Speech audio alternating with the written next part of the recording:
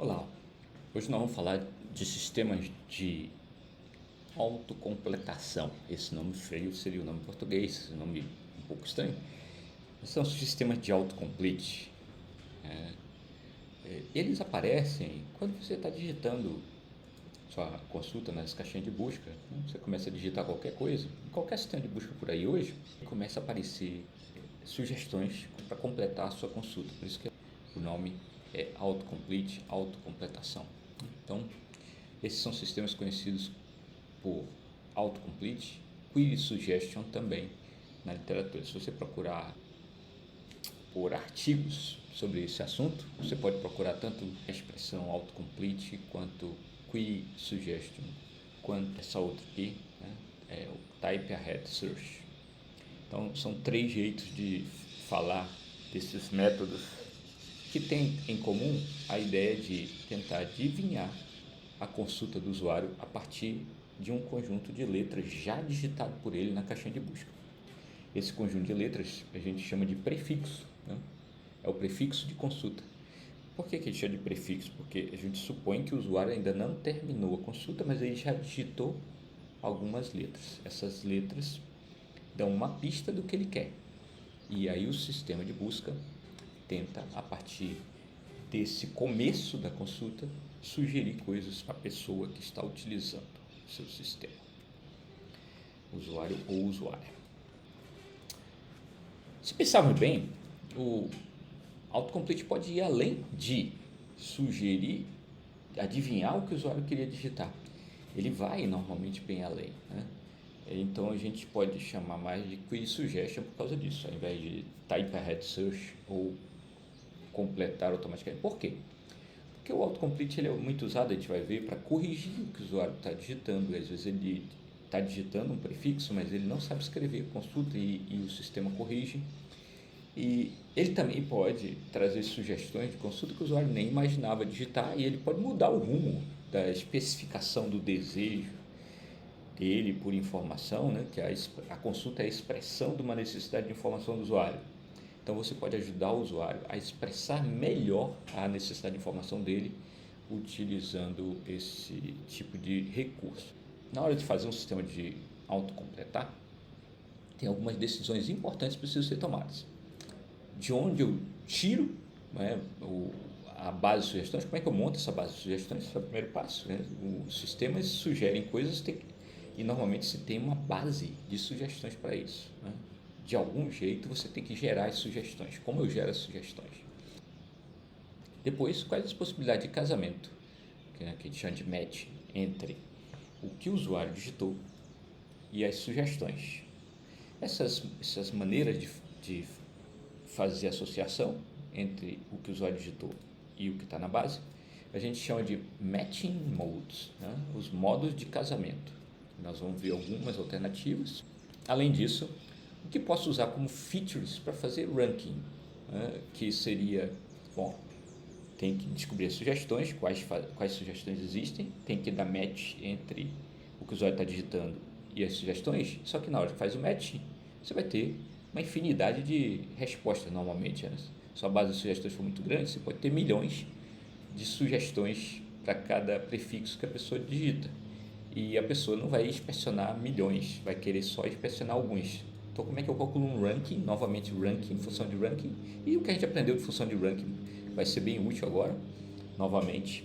Então, eu tenho de onde eu tiro sugestões, como eu faço casamento entre as sugestões e o que a pessoa está digitando. Depois, como eu faço o ranking para escolher os top resultados de matching para mostrar para o usuário. E depois de feito o sistema, você precisa discutir como avaliar. Então, vamos falar um pouquinho dessas coisas na aula de hoje. Primeiro, a base de sugestões. O primeiro passo, né? Então, é você montar a base de sugestões. E aqui eu tenho algumas dicas de como montar a base de sugestões. Você pode pegar e montar essa base a partir do log de consultas passadas, a partir de fontes prontas ou a partir da própria base de dados de documentos onde você vai fazer a busca. O log de consultas passadas, é óbvio, né? Você pega as consultas que as pessoas já digitaram no passado e vai montando uma base de sugestões. O primeiro problema é que você precisa ter um sistema já no ar. para fazer isso e precisa ter muita consulta nesse sistema. Se não tiver muito usuário, você não vai ter sugestão. Também não dá para pegar todas as consultas, porque as pessoas digitam muita coisa errada, geralmente, em qualquer sistema, tá? Independente de quem são. As pessoas que estão utilizando seu sistema, é muito comum que as pessoas digitem errado, por descuido, por desconhecimento, por diversas razões. Então, você vai ter muito erro de digitação, ortografia e etc. em qualquer base de dados que você monta, base de sugestões que você monta a partir de logs, isso é esperado. Vou dar um exemplo para vocês, em experiências passadas com e-commerce, só a palavra notebook a gente encontrava escrita de mais de 50 jeitos. Então, os usuários sabiam escrever notebook de 50 jeitos diferentes. Você tem até que usar criatividade para imaginar as 50 formas de se escrever notebook. Isso é um exemplo, né, de como pegar log de consultas passadas pode trazer esse risco de você incorporar esses 50 jeitos de escrever notebook errados no seu leque de sugestões. Você não quer fazer isso, você quer sugerir a maneira correta, a grafia correta. Você também tem muitos casos de consultas que não são tão comuns assim que os usuários vão fazendo. Então, pode ser que o seu sistema tenha um índice muito grande de consultas raras que dificilmente vão estar no log passado, né? E também existe a possibilidade sempre, né, de pessoas mal intencionadas perceberem que o seu sistema sugere a partir do log e criarem um ataque ao sistema, tentando induzir o sistema a ter consultas inapropriadas. Exemplos do que fazer então para tratar o log, para tentar sanar um pouco essas dificuldades aí que eu mencionei. Você pode implementar diversas heurísticas, né, de tratamento dos logs. Por exemplo, você pode olhar as sessões de usuário. Quando o usuário vai fazer consultas, é muito comum a pessoa começa, digita errado e ela mesma percebe e corrige. Ou ela faz uma consulta que não está muito boa e durante a sua sessão ela vai alterando. O que é sessão aí de usuário? Você define sessão de alguma maneira. Um jeito muito comum, por exemplo, é você dizer que uma sessão começa quando o usuário entra no sistema e ele começa a fazer várias coisas no seu site e vai interagindo. Em algum momento, se o usuário passar algum período sem interagir, você diz que a sessão acabou. Então, por exemplo, é muito comum usar 30 minutos. Se o usuário vai interagindo com o seu sistema e em algum instante ele passa 30 minutos sem fazer nada, você considera que ele terminou uma sessão. Então, se ele voltar a aparecer, é uma nova sessão. Então, as sessões são definidas pelo usuário, né, a pessoa que está operando. Então, cada pessoa única no seu sistema pode ser uma sessão. Como é que você identifica as pessoas? Se você tiver usuários logados, é muito fácil. Se você não tiver, você pode adotar heurísticas, por exemplo, pegar o IP da máquina, né? É um jeito que costuma se usar, algum fingerprint que o pessoal chama, quer dizer, algum identificador mais característico lá da máquina, que você usa algum recurso para identificar a máquina de maneira única, porque às vezes o IP também pode ser compartilhado por vários usuários, né? Bom, depois que você montou essas sessões, você já vai perceber que os usuários, muitas vezes, isso estou falando dos vários tipos de sistema, e-commerce, máquina de busca aberta, busca jurídica, que é um caso que me interessa muito hoje, tal. Todos eles, as pessoas acabam refinando suas consultas durante as sessões e aí você tem que implementar maneiras de extrair dali consultas boas, as versões corrigidas das consultas. Um jeito de fazer isso é aplicar algum suporte mínimo para levar uma consulta em consideração. Por exemplo, se uma consulta não ocorre menos do que 10 vezes, X vezes lá no seu log, você já descarta de vez, né? Então, você pode fazer testes empíricos para determinar um bom suporte, medindo o nível de ruído que você tem a cada nível de suporte. Você quer o menor suporte possível que já permita tirar muita consulta escrita errada. Acontece que as consultas escritas erradas muitas vezes também são populares e você ainda vai ter muito erro. É lógico, consultas escritas erradas são mais raras, você vai conseguir cortar muito lixo, né, do seu log, fazendo esse suporte mínimo, mas depois você vai ter ainda outras heurísticas para tratar a remoção de consultas escritas erradas e sugestões ruins. Um jeito que pode ser interessante é, uma vez que o seu sistema de autocomplete está no ar, você pode pegar as sugestões que você deixou lá para o usuário ver e começar a perceber que algumas não são usadas. E as não usadas você podia tirar. É um exemplo de feedback, né? Pegar o feedback do usuário, de algum jeito olhar o comportamento do usuário com as consultas que você está fazendo e tentar dali filtrar consultas boas. Agora vamos ver mais exemplos de como você pode tratar essas consultas, né, para essas consultas extraídas de sessões para tentar tirar mais ruído, além daquele corte de suporte mínimo. Um jeito de fazer isso é você pegar e tentar criar alguma métrica de proximidade entre consultas que estão na mesma sessão. Por exemplo, uma distância de edição, o número de palavras em comum, coisas desse tipo. E uma vez que você descobre que tem consultas parecidas numa mesma sessão, você pode suspeitar que só uma versão é boa. E aí depois, como é que você descobre a versão melhor entre as duas? Por exemplo, aí, entre Constituição Federal e Constituição Federal. Nossa, como é que eu descobriria qual a melhor versão para sugerir? Você pode, por exemplo, usar a frequência das palavras que estão nas opções que você tem dentro da sua base de dados. Geralmente a versão correta, a grafia correta é mais frequente na sua base de dados. Por que na base de dados e não no log? Porque às vezes é um erro que a população em geral de usuários comete bastante, mas que há uma tendência muitas vezes nas bases de dados de não acontecer tanto, né? Principalmente se você tiver bases de dados mais curadas, como por exemplo no caso do Brasil, as bases de dados são bastante curadas, porque são processos legais, documentos oficiais. Qualquer base de documento oficial vai tender a ter um vocabulário um pouco mais controlado. Na web é um pouco mais difícil, porque um erro de grafia pode se propagar na internet com certa frequência. E ainda tem aí o exemplo de palavras com grafia próxima, mas com significados distintos, né? Por exemplo, aqui mesmo você vai ver a palavra sessão escrita com 2 S's. Essa sessão com 2 S's, a nossa sessão de usuário é sessão com 2 S's. Mas a sessão de um texto dentro do artigo, seção 2 do artigo, né, não é com 2 S, é com cedilha. Então, esse é um exemplo, né? Se você tiver uma das duas mais frequentes, elas são próximas, você pode querer corrigir uma pela outra, e não pode.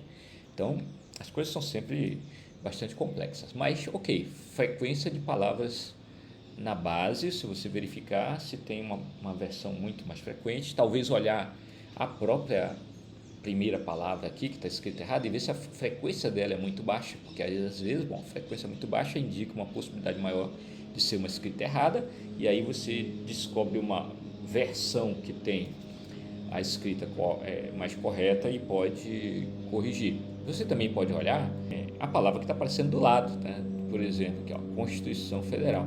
Então, por exemplo, seção de artigo, seção do artigo. Se uma consulta seção, artigo, seção do artigo, você vai conseguir perceber que essa seção é escrita com cedilha, usando estatística de ocorrência, né, das palavras artigo e seção. Enquanto que seção de usuário, por exemplo, se você olhar a palavra seção, log, seção, cinema, você vai perceber aí que as palavras vão ser mais escritas com 2 S. Então, talvez olhar a frequência absoluta das palavras pode ser um jeito de você descobrir quem está errado e quem está certo.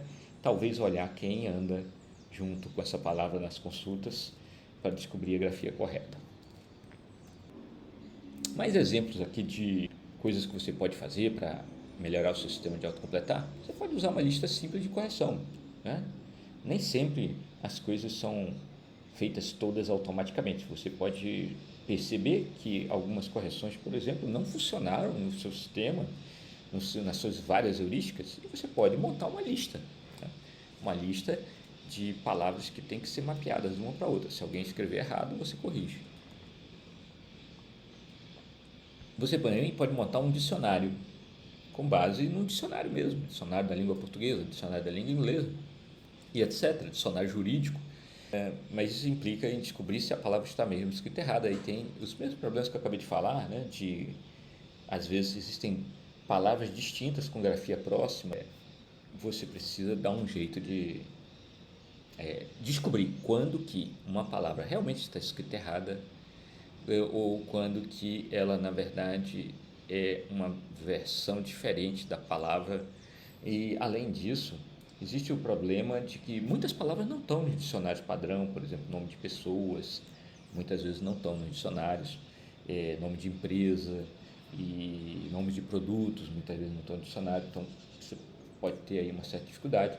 Mas se você conseguir montar uma base de referência com palavras que você sabe que estão corretas, ela sempre pode ser usada para ajudar na montagem da sua base de sugestões, na filtragem de erro nos logs. Além dos logs, que é uma fonte clara, né, de sugestões de consulta, você pode ter outras fontes. Você pode ter fontes prontas, algum cadastro que você tenha, uma base de dados dentro da empresa, nome de loja, nome de restaurante. Se você estiver fazendo aí um app de busca por restaurante e você tem uma base grande de nome de restaurante, isso pode ser sua base de sugestões. Nome de loja, mesma coisa, algum sistema de busca para e-commerce que busca em várias lojas, né? Os nomes de produtos que você tem na sua base, pode ser também, se as pessoas vão buscar por produtos, nome de pessoas, nome de empresas e etc. Né? São sempre possibilidades para você montar sua base de sugestões. Você também pode criar a sua base de sugestões a partir da base de documentos. Aí exige um pouco mais de trabalho do que aquelas outras fontes prontas que eu falei, porque senão é uma fonte pronta, isso é o texto e você vai aplicar alguma técnica para aprender consultas a partir do texto, inferir, adivinhar que consultas existem a partir do texto. Eu pessoalmente nunca explorei essa estratégia, mas há artigos na literatura sobre isso, vocês podem procurar. Mas, em geral, o que é a ideia? Né? Você pega n-gramas, janelas dentro do texto, contendo palavras, você pode quebrar até em seções, sentenças, né? E extrair essas janelas a partir das sentenças, olhar a pontuação do texto e tudo, mas o objetivo é você pegar sequências de palavras que são bastante frequentes dentro do texto, que fazem sentido, e usar heurísticas para descobrir que sequência de palavras podem virar consultas.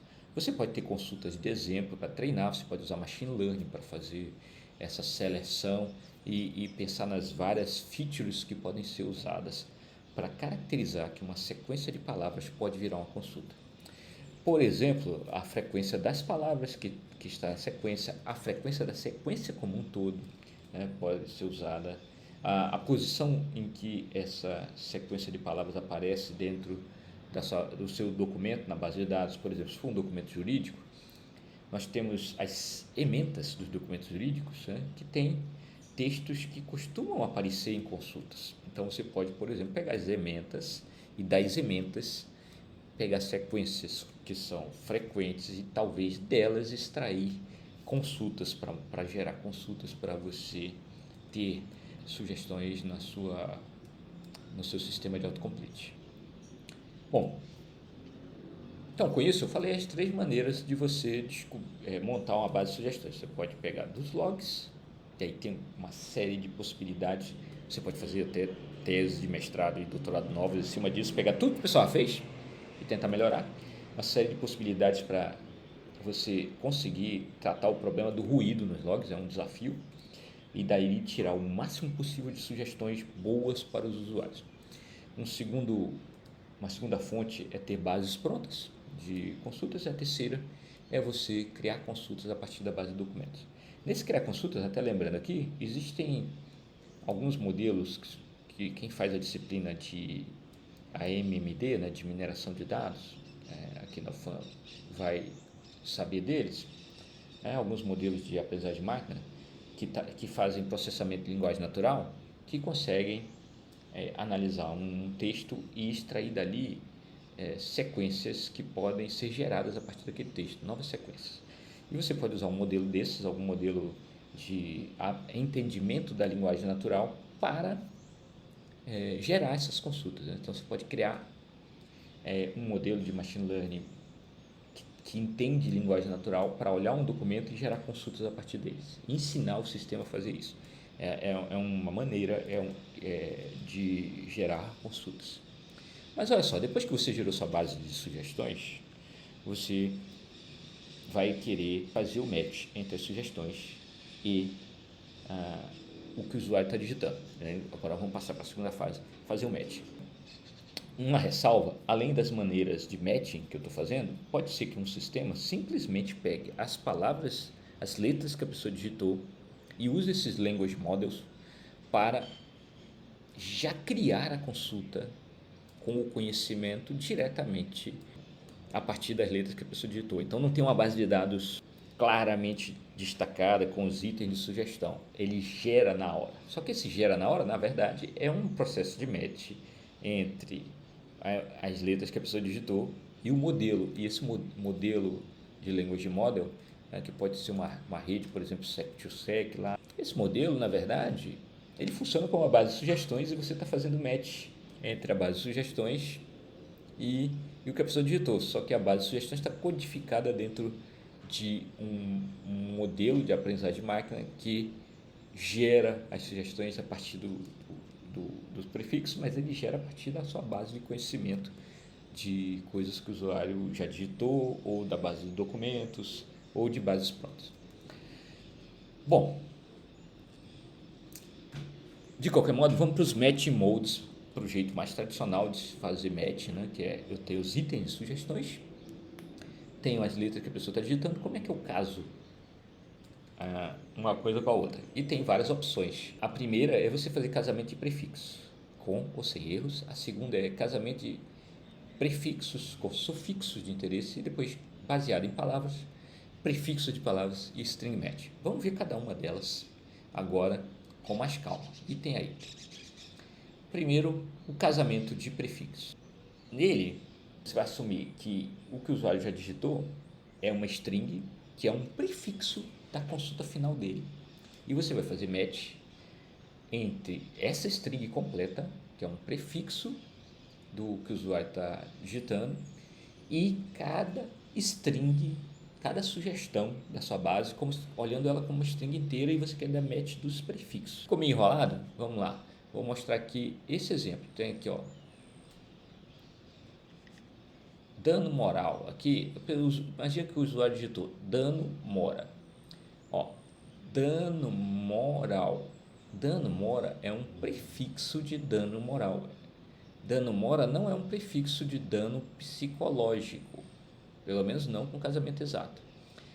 Atraso voo. Atraso voo não é um prefixo. Então, aqui nesse meu exemplo, esses S são as sugestões e esse P1, P2 são dois prefixos. É o que o usuário digitou na caixinha de busca.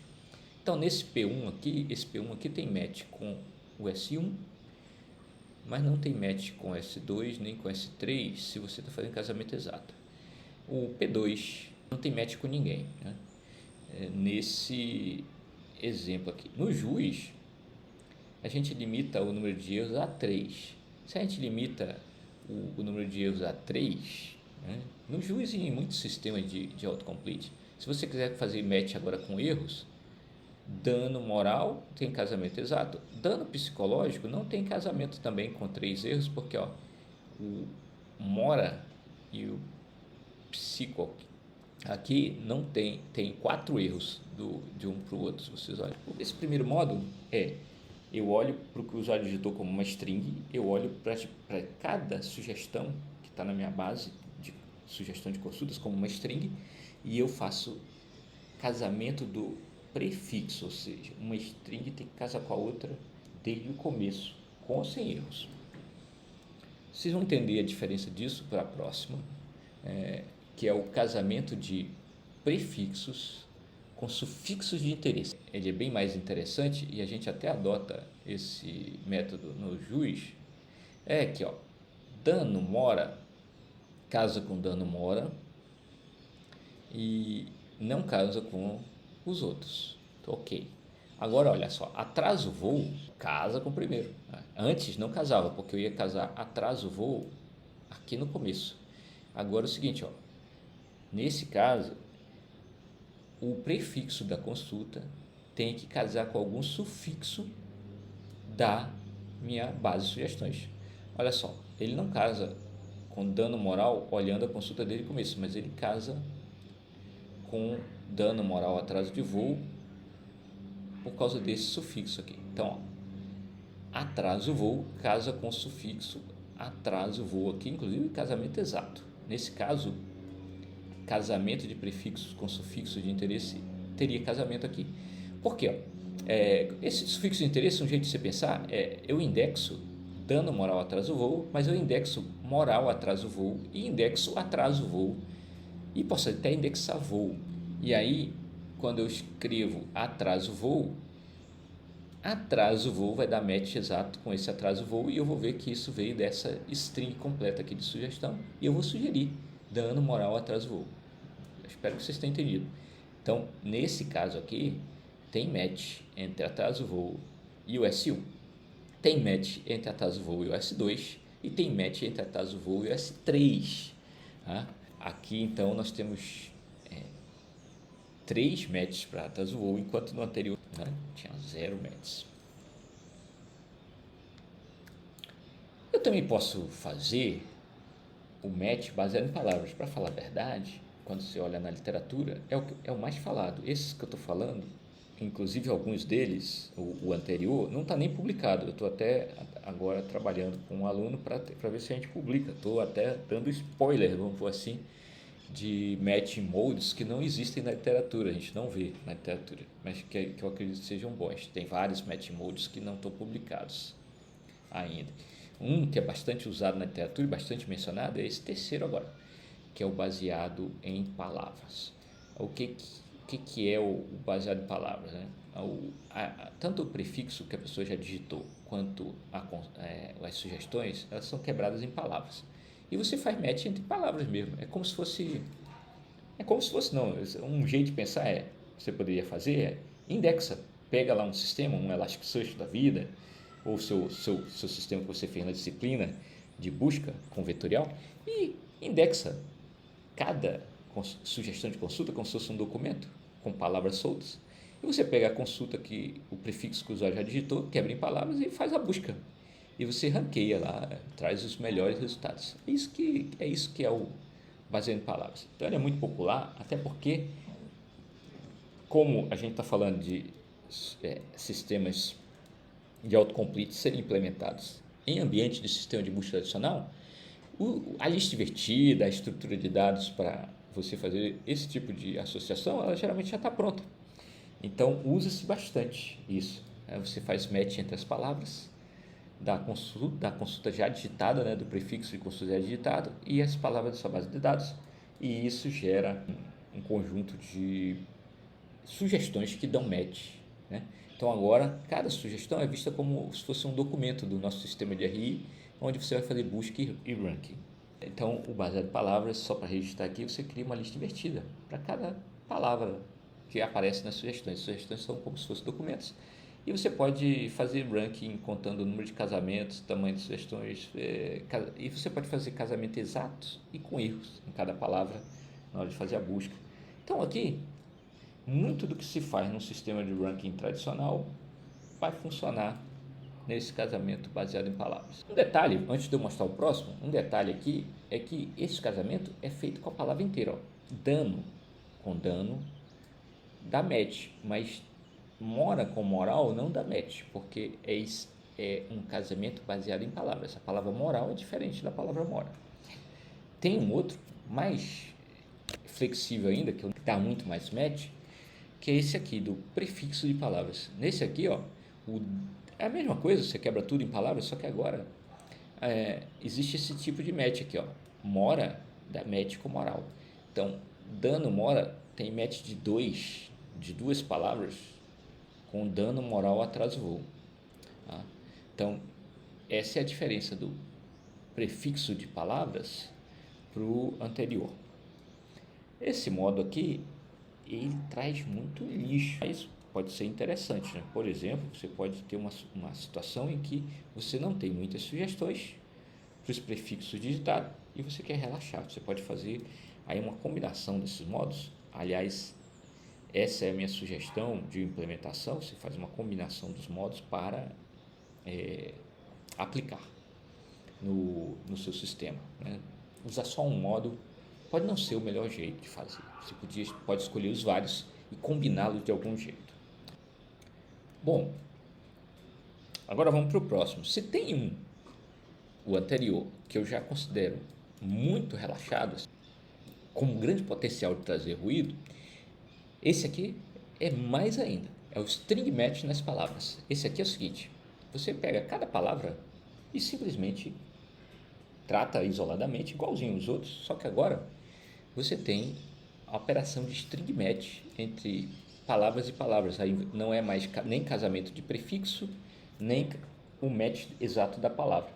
Então, agora, olha só, palavras como mundano casam com dano, porque tem dano aqui dentro. Então, é isso que eu chamo de string match. Esse aqui é um casamento exato.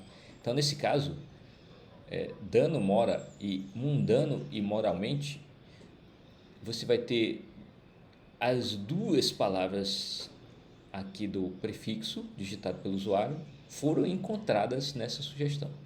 Aqui você já vê o potencial de risco que você está trazendo para o seu sistema, né?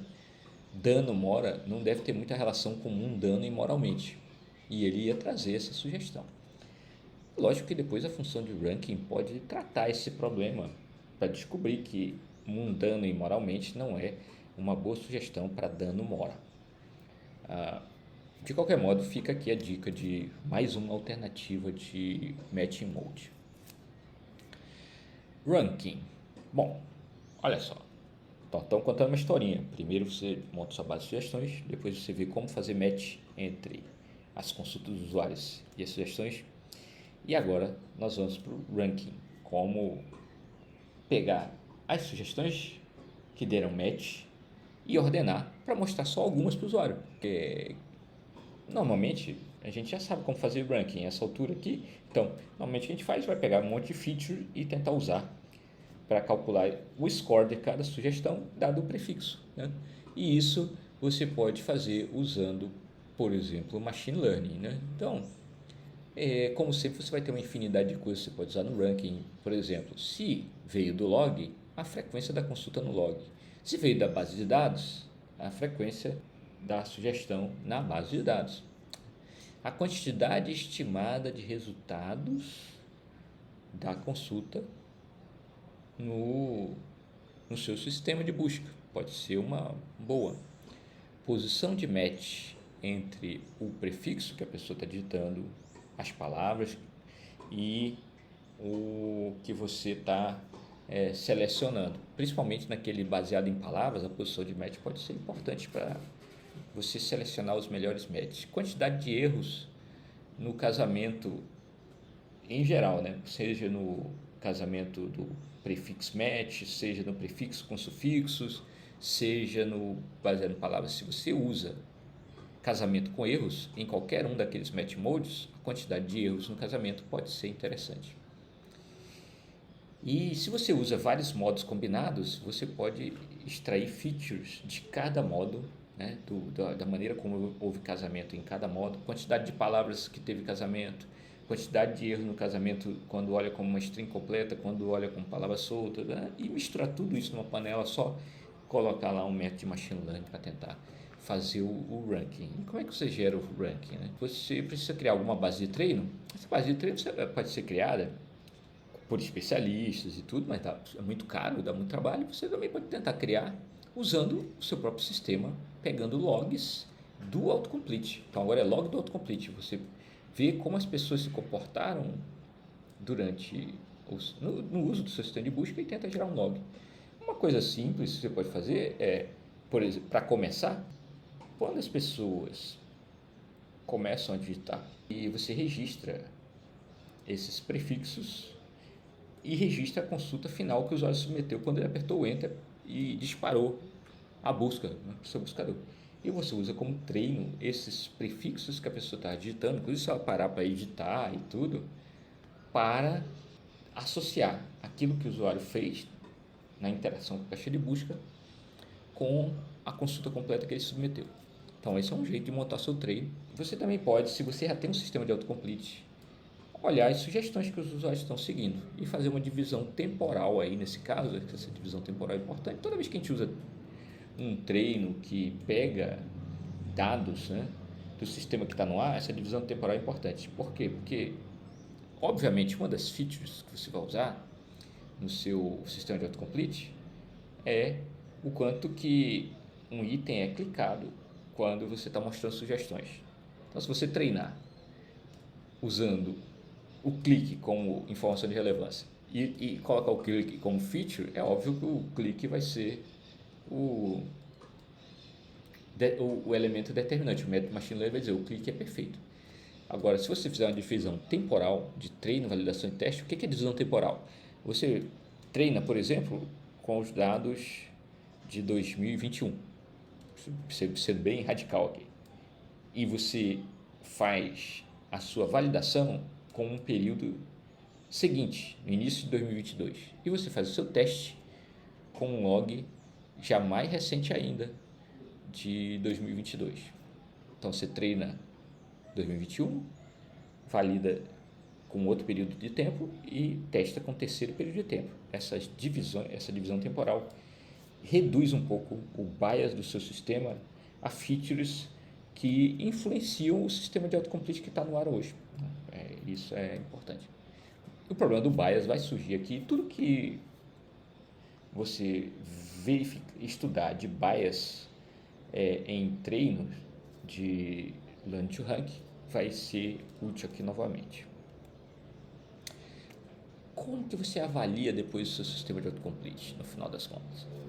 Você vai usar métricas que a gente já falou aqui, como o MRR, e talvez umas novas métricas. Por exemplo, a média de caracteres digitados por consulta.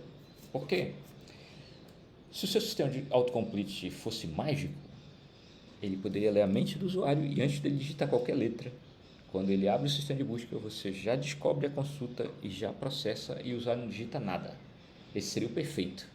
E como isso é muito difícil de imaginar que vai acontecer, então você vai contar quantas letras o usuário digitou até escolher a consulta que ele quer fazer. Se, em média, ele digitar 20 letras, você tem um desempenho. Se, em média, ele digitar 5, você tem outro desempenho. Então, o desempenho pode ser medido assim. A taxa de uso, né? Quantos por cento das vezes o usuário clicou na sua sugestão de autocomplete? É uma ideia também. Você pode ter outras também bem interessantes. Por exemplo, você pode pegar seu log e ver qual é a cobertura das suas sugestões que você está mostrando em relação ao que o usuário vai terminar de digitar. Então, porque muitas vezes o usuário até olha para o que você está sugerindo, mas ele já está no embalo e termina de digitar. Às vezes é incômodo você parar e selecionar, né? Esse é até um desafio de interface para quem faz autocomplete. Então, às vezes, a sua taxa de clique nas sugestões está lá em 15%, 10%, mas você medindo com cobertura de sugestões, você vai ver que seu sistema às vezes está cobrindo 80%, 90%. Quanto mais o seu sistema cobrir sugestões, melhor. E esse é um outro jeito, então, de medir que ele independe do esforço do usuário para clicar na sua sugestão. E isso mede uma qualidade do seu sistema de sugestões que não aparece na taxa de clique. Então, essa métrica considero muito importante. Detalhe, essa métrica não está publicada aí na literatura, até onde sei. Você também pode usar o DCG das consultas selecionadas pelo usuário para medir a qualidade do seu autocomplete. Aqui para incorporar também a distância em relação ao topo das consultas que o usuário está clicando. Isso é muito parecido com o MRR nesse caso, porque o MRR também olha a posição do clique do usuário. Bom, então, isso é o que eu tinha para falar sobre sistema de autocomplete nessa primeira aula. Nas aulas seguintes, nós vamos falar de estruturas de dados e algoritmos para implementar o sistema de autocomplete. Autocomplete é um tipo de sistema que exige muita performance. Nós vamos falar de estrutura de dados e algoritmos para fazer isso. nas próximas aulas. Mas por hoje nós vamos ficar por aqui.